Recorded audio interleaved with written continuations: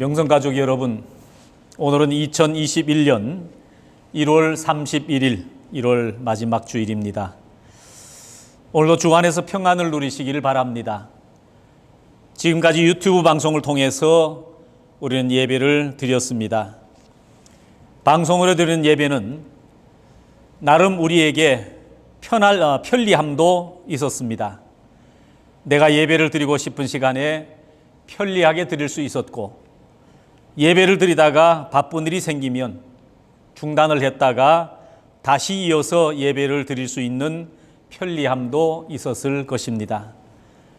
그러나 은혜적인 측면에서 보면 예배의 현장감이나 생동감은 분명히 떨어질 것입니다. 하나님의 은혜는 함께 얼굴을 대면하고 예배 현장에서 베푸시는 하나님의 특별한 은혜라고 하는 것이 분명히 있습니다. 또 교회라는 공동체를 통해서 함께 떡을 떼고 교제하는 관계 속에서 사람을 통해서 주어지는 또 다른 하나님의 은혜라고 하는 것이 분명히 있습니다. 그동안 우리는 이런 것이 단절되고 은혜를 받으려고 하니 힘들었던 것입니다. 이제 2월 7일부터 주일 예배를 성전에서 재개합니다. 다시 성전에 모여서 예배하는 삶 속에서 이 공동체를 통해서 베푸시는 하나님의 은혜를 경험하시기를 바랍니다. 그러나 성전 예배를 재개한다고 해서 코로나 바이러스의 모든 것이 종식되는 것은 결코 아닙니다. 어쩌면 더 철저하게 소독하고 거리 두기를 해야 할 것입니다. 다음 주일인 2월 7일부터 주일 성전 예배는 재개됩니다. 수요 예배는 2월 10일부터 재개하고 새벽 예배는 2월 13일부터 재개하도록 하겠습니다. 아무쪼록 함께 협력해서 코로나 바이러스를 잘 이기고 더 은혜스러운 신앙생활이 되도록 많은 협력을 부탁드리겠습니다. 오늘도 이렇게 유튜브 방송으로 예배를 드립니다. 이렇게 방송으로 드리는 예배 속에서도 하나님의 특별하신 은혜가 있으리라 생각합니다. 비록 방송으로 드리는 예배이지만 온 가족이 함께 모여 경건하게 드리실 수 있기를 바랍니다. 금주 성경 읽기는 요한복음 2장 말씀부터 사도행전 3장까지를 읽으시면 되겠습니다. 이제 성경 본문을 읽고 말씀을 전하도록 하겠습니다. 오늘 본문은 구약 성경 사무엘하 7장 1절 말씀부터 9절까지의 말씀입니다. 제가 성경을 읽을 때에 여러분들도 찾으신 성경으로 함께 봉독하실 수 있기를 바랍니다.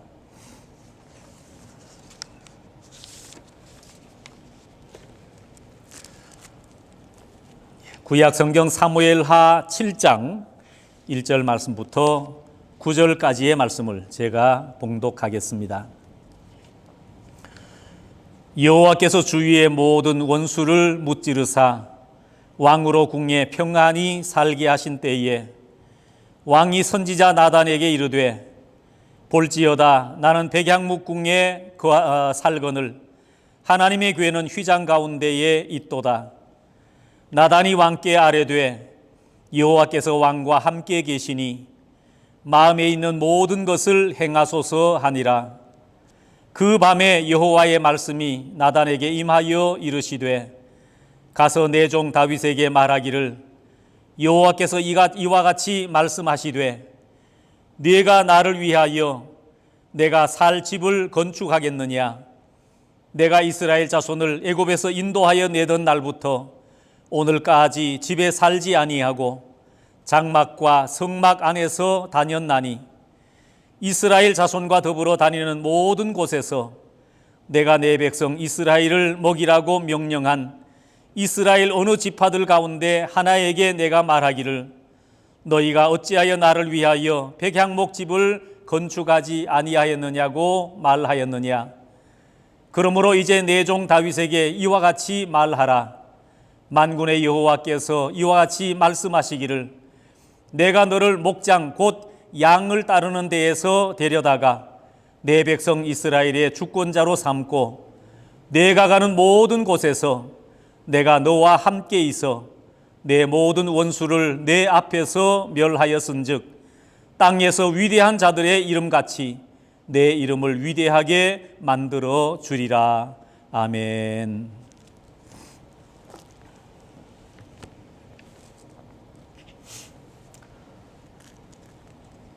구약 성경 사무엘 하는 대단히 재미있는 책입니다. 그 내용의 전개가 서사적이고 아주 드라마틱합니다. 반전에 또 반전을 거듭하는 그런 묘미가 있는 책입니다. 웬만한 연속극보다 더 재미있는 것이 바로 사무엘서입니다. 그 신뢰를 하나 들어보면 책 제목에서부터 반전이 숨겨져 있습니다. 질문을 먼저 드려봅니다. 사무엘서의 주인공은 누구일까요? 자, 제목만 보면 사무엘이 주인공 같은데 실제 주인공은 다윗입니다. 사무엘은 다윗이 만들어갈 하나님 나라의 초석을 놓고 있던 사람이고 하나님 나라를 만들어가는 다윗의 이야기가 사무엘서의 주된 내용입니다. 근데 거기에 사무엘을 넣는 특별한 이유가 있습니다. 거기에도 반전이 들어 있습니다. 사무엘이 들어가고 들어가지 않고에 따라서 그 성격이 완전히 달라집니다. 사무엘이 안 들어가면 이 사무엘서는 다윗 왕조의 건국 이야기입니다. 그런데 사무엘이 들어가면서 하나님 나라의 건국 이야기로 바뀌게 되는 것입니다. 사무엘은 어떤 사람입니까? 그는 선지자였고 제사장이었습니다. 그 시대에 마치 왕 같은 통치자였습니다. 그랬던 그가 자발적으로 권력을 이양하고 제사장으로 다윗을 왕으로 기름 부어 세우면서 다윗의 왕조가 하나님 나라의 이야기로 바뀌어지는 겁니다. 사무엘서를 보면 또 하나의 반전 이야기가 있습니다. 다윗과 골리앗의 이야기입니다. 이 다윗과 골리앗이 싸울 때 누가 봐도 이 싸움은 싸움이 안 될 그런 싸움입니다. 바라보는 사람은 누구나 덩치가 큰 골리앗이 이길 거다라고 생각을 합니다. 그런데 결과는 다윗의 승리로 끝나게 됩니다. 이야기를 완전히 반전시켜버립니다. 또 하나는 사무엘이 이새의 집에 찾아갔습니다. 거기에 7 아들이 있었는데 출중하고 외모적으로 탁월한 6 아들을 제치고 볼품이 없었던 초라한 7번째 아들인 다윗이 하나님 나라의 왕으로 택함을 받습니다. 반전이 아닐 수가 없습니다. 여기에 다윗은 흔히 8째 아들이라고 기억을 하고 있는데 성경은 역대상 2장에 보면 7째 아들이라고 기록을 하고 있습니다. 이것은 이새가 당초에 8 아들을 두었는데 아들 중에 하나가 결혼을 하지 않고 죽었기 때문에 다윗이 8째 아들이지만 그에 대한 기록을 할 때는 7째 아들이라고 기록을 하고 있습니다. 아무튼 이 사무엘서는 왜 이렇게 반전의 이야기들로 가득 채워져 있는 겁니까? 그것은 하나님의 나라가 바로 반전이 가득한 나라이기 때문에 그렇습니다. 우리 그리스도인들은 하나님 나라의 백성들이지만 실제로는 세상 속에서 살아가고 있습니다. 세상과 싸우며 때로는 세상이라고 하는 강한 물살을 휩쓸리지 않기 위해서 몸부림치며 살아가고 있습니다. 근데 세상은 골리앗처럼 거대합니다. 금방이라도 우리를 삼켜버릴 듯 합니다. 그런데 우리는 하늘에서 내려온 믿음이라고 하는 동화줄을 붙잡고 살면서 세상의 물살에 휩쓸리지 않기 위해서 버티고 살아가고 있습니다. 사람들은 말합니다. 그 줄을 놓아버리라고. 좀 편하게 살지 뭐 그렇게 아둥바둥거리며 그렇게 사느냐고. 눈에 보이는 골리앗의 유형 앞에서 다윗의 믿음은 아무것도 아닌 것처럼 보여집니다. 그러나 다윗은 골리앗을 이겼습니다. 사무엘서는 이렇게 다윗과 골리앗 같은 반전 이야기들로 채워져 있습니다. 그것을 통해 우리에게 주시는 교훈은 믿음의 사람에게 반전은 어쩌다 한 번 우연히 일어나는 것이 아니라 하나님 나라 안에서 자연스럽고 당연한 사건이라는 사실을 가르쳐주고 있는 것입니다. 오늘 우리가 읽었던 사무엘하 7장도 많은 반전 이야기 중에 하나입니다. 특별히 7장은 다윗의 가정에 나타난 반전 이야기입니다. 질문을 하나 더 드립니다. 이스라엘 역사를 통틀어서 가장 위대한 왕을 꼽으라면 누구를 꼽을 수가 있겠습니까? 유대인들은 지금도 가장 위대한 왕은 다윗이라고 말을 합니다. 이스라엘 국기를 보셨습니까? 거기에 별이 하나 그려져 있습니다. 그 별을 다윗의 별이라고 부릅니다. 그만큼 다윗은 이스라엘 역사에서 가장 위대한 왕으로 칭송을 받고 있습니다. 그러면 질문을 바꾸어서 다시 하겠습니다. 이스라엘 역사에서 가장 축복을 받았던 왕은 그러면 누구일까요? 다윗입니까? 아닙니다. 솔로몬입니다. 솔로몬은 20세의 왕이 되었고 인생에 큰 굴곡 없이 왕권을 쥐게 되었습니다. 그리고 하나님께 지혜를 구하였더니 구하지 않았던 부와 수와 명예를 함께 쥐게 된 그런 왕입니다. 많은 열방의 나라들이 그 앞에 와서 무릎을 꿇었고 솔로몬의 지혜를 얻기 위해서 빈번히 그를 찾아왔습니다. 어떻게 솔로몬이 이런 축복을 얻을 수 있었을까요? 솔로몬이 다윗보다 나아서 그렇습니까? 물론 어느 정도 하나님 앞에서 아름답게 했던 부분이 있습니다. 그런데 솔로몬이 축복을 받을 수 있었던 그 비결은 다윗이 솔로몬을 위해서 남겨두었던 믿음의 유산 때문이었습니다. 그래서 이스라엘의 가장 많은 축복을 받은 왕이 될 수 있었습니다. 그리고 오늘 7장은 다윗이 그 가문에 축복을 남기는 이야기입니다. 사무엘하 7장을 간단하게 요약을 하면 이렇습니다. 다윗의 왕권이 안정기에 접어들었을 때 즈음에 다윗은 하나님의 성전을 짓겠다고 결심을 합니다. 왜냐하면 자기는 호화스러운 궁전에 살고 있는데 하나님을 보니까 이 하나님의 법궤가 천막 같은 허름한 곳에 머물고 있는 것입니다. 그래서 나단 선지자를 부릅니다. 내가 하나님의 성전을 짓고 싶습니다. 이것을 위해서 하나님께 기도해 주십시오. 그래서 나단 선지자가 하나님께 이 기도를 드렸더니 하나님께서 크게 감동하시고 바로 축복하시는 것이 바로 7장의 내용입니다. 근데 보통 감동하시는 것이 아니라 가슴이 뭉클할 정도로 하나님께서 감동을 받으십니다. 한때 유행했던 말 중에 심쿵이라고 하는 말을 들어보셨지요? 심쿵, 심장이 쿵쾅쿵쾅 뛸 정도로 그렇게 감동이 될 때에 사용을 했던 말입니다. 주로 드라마를 좋아하시는 여성분들 사이에서 만들어진 새로운 단어입니다. 한 드라마에서 남자 주인공이 심쿵한다 이 말을 해서 만들어진 단어입니다. 한국 드라마를 자세히 살펴보면 공통되는 패턴이 하나가 있습니다. 남자 주인공은 항상 나쁜 남자라는 것입니다. 그 이유는 심쿵 효과를 만들어내기 위한 하나의 기법이라고 합니다. 그 나쁜 남자 주인공은 항상 까칠하고 제 멋대로입니다. 여자 주인공에게도 까칠합니다. 가끔은 정이 확 떨어지게 말하기도 하고 행동을 하기도 하는 겁니다. 그리고 그 남자 주인공의 라이벌이 있는데 항상 자상하고 남자 주인공에게 상처받고 오면 품어주는 그런 역할을 합니다.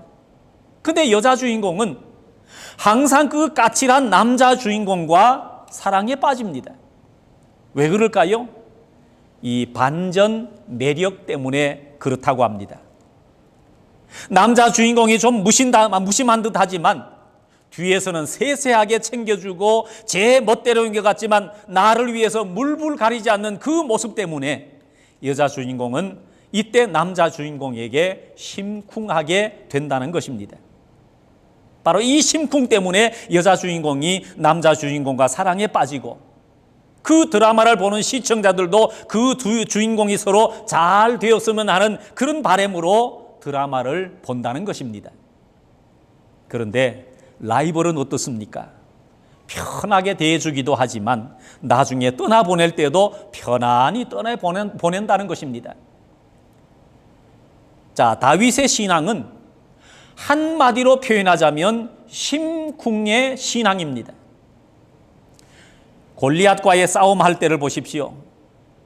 골리앗이 무서운 인상을 하고 쩌렁쩌렁한 목소리로 하나님과 이스라엘을 모욕합니다. 그의 위용 앞에서 이스라엘 군대는 아무도 대적할 사람이 없이 덜덜 떨고만 있습니다. 그때 한 소년이 나타납니다. 그리고 골리앗을 무섭게 노려보고 있습니다. 온 몸을 갑옷과 창고로 두르고 있는 골리앗 앞에서 손에는 물맷돌, 막대기 하나 들고 서 있습니다. 어떤 면으로 보면 참 웃기고 초라해 보이는 모습입니다. 그런데 그 다윗의 눈빛은 너무나도 진지합니다. 너는 칼과 창과 단창으로 내게 나아오거니와 나는 만군의 여호와의 이름으로 너에게 나아가노라. 이스라엘 사람들이 볼 때에 이 다윗의 모습은 제 멋대로이고 천방지축 같은데 하나님이 보시기에는 하나님을 위해서 물불 안 가리는 그런 모습입니다. 그 모습 때문에 하나님의 마음이 심쿵하게 되는 겁니다. 그래서 거기서 하나님께서 다윗을 이스라엘의 왕으로 기름을 부어야 되겠다 결정을 하십니다. 한 번은 다윗이 사울에게 쫓김을 당한 적이 있습니다. 다윗이 숨다가 결국에는 엔게디 광야에 있는 한 동굴에 숨게 되었습니다. 거기 숨어 있다가 들키게 되면 마지막이 될 수도 있습니다. 그렇게 숨어 있는데 하나님께서 사울을 다윗의 손에 붙이십니다. 아무런 무장도 하지 않고 용변을 보기 위해서 다윗이 숨어 있는 그 굴 속으로 들어옵니다. 다윗이 거기에 있는지도 모르면서 볼일을 봅니다. 그때 다윗은 이 사울만 죽이면 자신은 쫓겨다니는 인생, 자신이 기름 부음을 받았던 그 왕권의 꿈을 이룰 수가 있는 겁니다. 부하들도 지금 사울을 처단하는 것이 하나님께서 주신 유일한 기회입니다 라고 부추깁니다. 그때 다윗은 이렇게 말합니다. 여호와의 기름 부음을 받은 내 주를 치는 것은 여호와께서 금하는 것이니 그는 여호와의 기름 부음 받는 자가 됨이니라 그랬습니다. 보통 사람은 생각할 수 없는 반전의 말을 다윗은 믿음으로 쏟아냅니다. 모든 사람의 눈에는 사울은 미치광이이고 악귀가 들린 그런 왕입니다. 다윗의 원수입니다. 그런데 다윗의 눈에는 그는 기름 부음 받은 자라는 것입니다. 성경의 표현에 의하면 기름 부음 받은 내 주라고 표현을 하고 있습니다. 하나님이 가장 먼저 눈에 들어오고 하나님의 눈으로 사울을 바라봤던 것입니다. 정말 반전이지 않습니까? 이러니까 하나님은 다윗을 사랑하지 않을래야 사랑하지 않을 수가 없는 것입니다. 자, 이를 통해서 이 사울의 왕권은 패하게 되고 다윗의 시대가 열립니다. 오늘 본문도 비슷합니다. 다윗의 성전 건축에는 정말 하나님의 심쿵이 있습니다. 다윗의 반전의 신앙이 하나님의 반전의 축복을 끌어냅니다. 자, 1절, 2절을 다시 제가 읽겠습니다. 여호와께서 주위의 모든 원수를 무찌르사 왕으로 궁에 평안히 살게 하신 때에 왕이 선지자 나단에게 이르되 볼지어다 나는 백양목 궁에 살거늘 하나님의 괴는 휘장 가운데 있도다. 1절에 다윗이 성전 건축을 하는 시점이 이렇게 나와 있습니다. 여호와께서 주위의 모든 원수를 무찌르사 왕으로 궁에 평안히 살게 하신 때에. 보통 우리는 하나님을 언제 찾습니까? 평안할 때 찾습니까? 문제가 많을 때에 찾습니까? 주로 문제가 많을 때에 찾게 됩니다. 주변에 문제가 많을 때, 뭔가 아쉬움이 있을 때, 내가 어떤 문제를 풀지 못해서 쩔쩔매면서 그때 하나님을 찾는 것이 대부분입니다. 대개 삶이 평안하고 기도할 거리가 없으면 하나님을 찾지 않습니다. 오히려 평안하면 하나님과 멀어지는 신앙이 되는 것이 부지기수입니다. 그런데 다윗은 어떻습니까? 지금까지 다윗은 한 번도 평안했던 적이 없었습니다. 청소년 시절에는 사울에게 쫓기고 왕권을 세우려고 치열하게 살다가 이제야 조금 인생에 여유라고 하는 것이 생겼는데 이제는 모든 것을 조금 내려놓고 여유를 즐기면 좋을 텐데 다윗의 머리에 가장 먼저 드는 생각은 하나님이었습니다. 나는 이렇게 왕궁에 편하게 지내고 있는데 우리 하나님은 저 허름한 천막에 저렇게 계시는구나. 하나님을 위해서 성전을 지어 드려야 되겠다. 그리고는 나단 선지자를 불러서 성전 건축에 대해서 이야기를 합니다. 그러니까 하나님이 감동하신 겁니다. 하나님께서 얼마나 감격하셨는지 성경에 고스란히 기록이 되어져 있습니다. 오늘 말씀 6절에서 9절까지의 말씀입니다. 제가 읽어볼 테니 하나님의 감정을 한번 느껴보셨으면 좋겠습니다. 내가 이스라엘 자손을 애굽에서 인도하여 내던 날부터 오늘까지 집에 살지 아니하고 장막과 성막 안에서 다녔나니 이스라엘 자손과 더불어 다니는 모든 곳에서 내가 내 백성 이스라엘을 먹이라고 명령한 이스라엘 어느 지파들 가운데 하나에게 내가 말하기를 너희가 어찌하여 나를 위하여 백양목 집에 건축하지 아니하였느냐고 말하였느냐. 그러므로 이제 내 종 다윗에게 이와 같이 말하라. 만군의 여호와께서 이와 같이 말씀하시기를 내가 너를 목장 곧 양을 따르는 데에서 데려다가 내 백성 이스라엘의 주권자로 삼고 네가 가는 모든 곳에서 내가 너와 함께 있어 내 모든 원수를 내 앞에서 멸하였은즉 땅에서 위대한 자들의 이름같이 내 이름을 위대하게 만들어 주리라. 하나님의 감정이 느껴지십니까? 쉽게 말하면 이렇습니다. 내가 성막 지어달라고 너에게 이야기한 적 있니? 내가 광야에 있으면서 내가 왜 백양목 집에 거하지 못하느냐고 너에게 불평한 적이 있니? 나는 뭐라고 한 번도 이야기한 적 없는데 다윗 너는 어떻게 나를 위해서 이런 생각을 할 수 있니? 하나님의 마음이 뭉클해하고 계시는 겁니다. 그래서 하나님께서 8절부터 축복을 쏟아내기 시작하는데 다윗 하나로 하나님이 축복하시는 것으로 성이 차지 않습니다. 어떻게 하면 다윗 너에게 무엇을 줄 수 있을까? 하나님께서 고민하시다가 너희의 가문에게 축복을 내가 해줄게. 너희 자손에게 축복을 해줄게. 너희의 왕위가 영원하도록 너희에게 축복을 해줄게 하고 하나님께서 줄 수 있는 모든 축복을 다윗에게 허락하고 계시는 것입니다. 그리고 가장 하이라이트, 심지어 내 자손이 죄를 범한다고 할지라도 내가 왕위에서 내치지 않고 매와 채찍으로 가르쳐 다시 품 안으로 돌아올 수 있게 하겠다라고 약속을 해 주십니다. 평안한 삶에 취해 있지 않고 오히려 하나님을 배려하는 기도가 다윗의 집을 영원히 견고하게 세우시는 어마어마한 축복이 되었습니다. 다윗의 반전이 하나님의 반전을 일으킨 것입니다.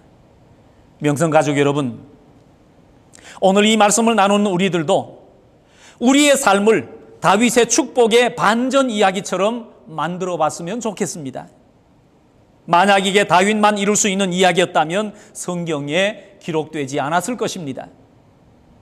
우리도 얼마든지 이룰 수 있는 이야기이기 때문에 성경에 기록되어 우리에게 읽혀지고 있는 것입니다. 그러면 어떻게 할 수 있을까요? 그 방법은 단순합니다. 우리의 반전의 신앙이 있으면 하나님의 반전의 역사를 일으킬 수가 있을 것입니다. 다윗처럼 거대한 반전이 아니라도 상관없습니다. 내가 할 수 있는 범위 안에서 믿음의 반전들이 있을 것입니다. 대다수의 크리스찬들은 썬데이 크리스찬으로 살아가기를 좋아합니다. 왜냐하면 그렇게 사는 것이 편하고 쉽기 때문일 것입니다. 그런데 우리는 그렇게 살지 않습니다. 때로는 수요 예배 나와서 예배를 드리고 봉사의 자리에 서기도 합니다.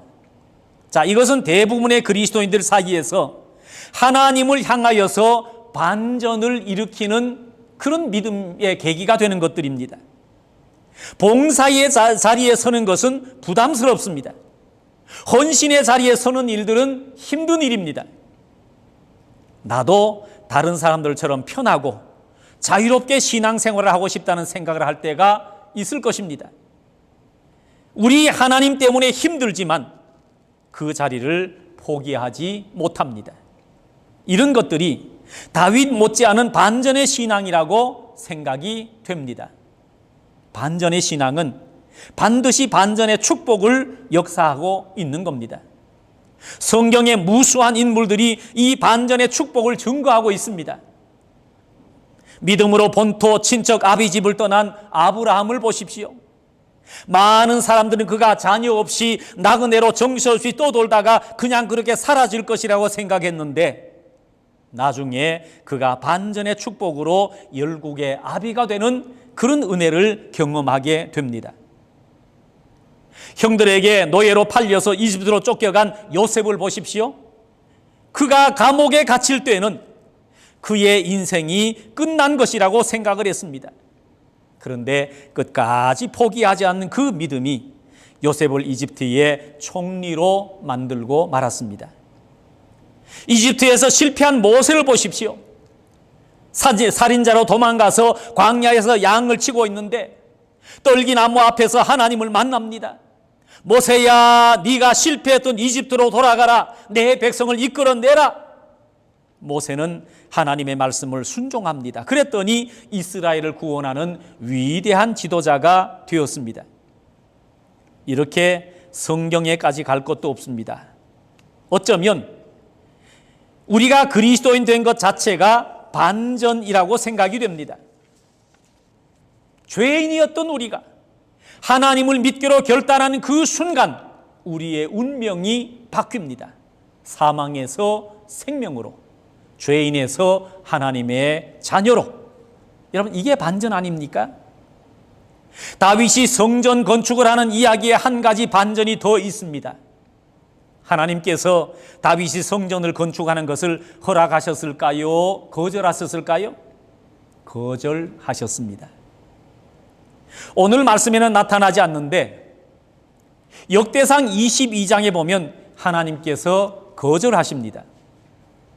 역대상 22장 8절에 보면 너는 피를 심히 많이 흘렸고 크게 전쟁하였느니라.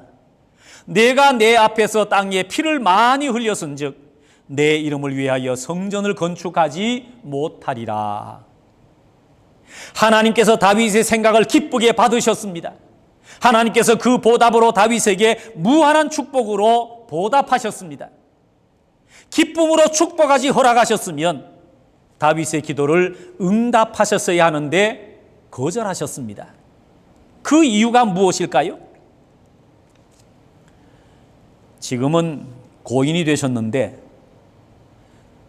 사랑의 교회 옥하는 목사님이라는 분이 계셨습니다. 그분이 생존에 계셨을 때에 이런 설교를 하셨습니다. 우리 교회에 아주 기대가 되는 부교역자가 한 분이 있습니다. 이분이 기대가 되는 것은 그의 아버지 때문입니다. 그 아버지는 개척교회 목사님이었습니다. 오랜 세월 개척교회를 하다 보니 집안은 어려워졌고 삶은 굉장히 힘들었습니다. 그래서 이대로 목회를 하면 안 되겠다 생각을 하고는 하나님 앞에 능력을 받겠다고 40일 금식 기도를 시작했습니다. 열심히 기도를 했는데 40일이 끝날 즈음에 건강이 악화되어서 세상을 떠나고 말았습니다. 이때 많은 사람들은 의아해했습니다. 하나님이 살아계시다면 어떻게 저렇게 할 수가 있어? 보통 사람들은 40일 금식 기도를 하면 하나님의 엄청난 능력을 받을 것이라고 생각을 합니다. 그런데 열심히 기도했는데 불행하게 그는 죽고 말았습니다. 그의 가정은 가장 힘든 곤경에 빠졌습니다. 그래서 옥하는 목사님이 여기서 중요한 말씀을 하십니다. 일반 사람들이 보기에는 이 이야기는 여기서 맞춰진 걸로 보여질 수가 있습니다. 그런데 저는 그렇지 않습니다. 하나님께서 그 목사님의 40일 금식 기도를 받으셨고 그 기도는 여전히 역사하고 있는 줄로 믿습니다. 그 기도 때문에 우리 교회의 부교역자 그분이 기대가 됩니다. 이 젊은 목회자를 보십시오. 하나님이 어떻게 사용하실지 기대가 됩니다. 그 부교역자가 분당 우리 교회를 담임하고 있는 이찬수 목사님이라는 분입니다. 한국 교회의 다음 세대를 이어갈 그런 목사님입니다. 우리도 그럴 때가 있습니다. 우리는 기도하는데 하나님의 반전의 역사가 전혀 보이지 않을 때가 있습니다. 그렇다고 할지라도 하나님은 우리의 기도를 받지 않으신 것이 아닙니다. 하나님은 우리의 믿음에 대해서 분명히 놀라운 기대를 가지고 계신다고 생각을 합니다. 다윗은 하나님을 위해서 성전을 짓는 축복만 누리는 것이 아니라 그의 계보를 통해서 예수 그리스도가 태어나는 메시아의 축복까지 이루어 봤습니다. 물론 다윗이 성전을 직접 건축하지는 못했습니다. 피 흘린 것 때문에 너는 성전을 건축하지 못할 거다. 네, 알겠습니다. 그렇게 알고 여기까지만 하겠습니다. 그러지 않고요. 다윗은 성전을 건축할 모든 재료를 준비합니다. 백향목나무를 준비하고 돌을 준비하고 금과 철과 은을 준비하고 모든 재료, 건축할 재료를 다 준비합니다. 왜요? 하나님의 은혜를 생각할 때에 가만히 있을 수가 없다는 것입니다. 오늘도 반전의 믿음을 통해 하나님의 반전의 축복을 기대하며 하나님의 영광을 위해 다윗처럼 열심히 내일을 준비하는 믿음의 성도들이 다 되시기를 주님의 이름으로 축원합니다. 기도하겠습니다. 거룩하신 하나님 아버지, 오늘 다윗의 아름다운 반전의 신앙을 저들이 보았습니다. 그 반전의 신앙으로 인해서 하나님의 반전의 축복을 이끌어내는 초석이 된 줄로 압니다. 그리하여 그는 하나님의 나라를 이룰 뿐만 아니라 그 가문 가운데 예수 그리스도가 태어나는 아름다운 축복을 저들을 또한 보았습니다. 이 다윗의 이야기가 오늘 우리들의 이야기가 되게 해 주옵소서. 때로는 거절로 응답하시기도 하고 더디 응답하시기도 하지만 끝까지 하나님께서 받으실 것을 기다리며 기대하며 기도하는 저희 모두가 되게 하여 주시옵소서. 예수님의 이름으로 기도합니다. 아멘. 이제는 우리 주 예수 그리스도의 은혜와 하나님 아버지의 그 넓으신 사랑과 성령의 교통하심과 인도하심이 오늘 다윗의 믿음을 본받아 반전의 신앙을 통해 하나님의 반전의 축복을 기대하며 믿음의 풍성한 축복을 사모하는 명성교회 온 성도들 머리 위에 이제로부터 영원토록 함께 계실지어다. 아멘.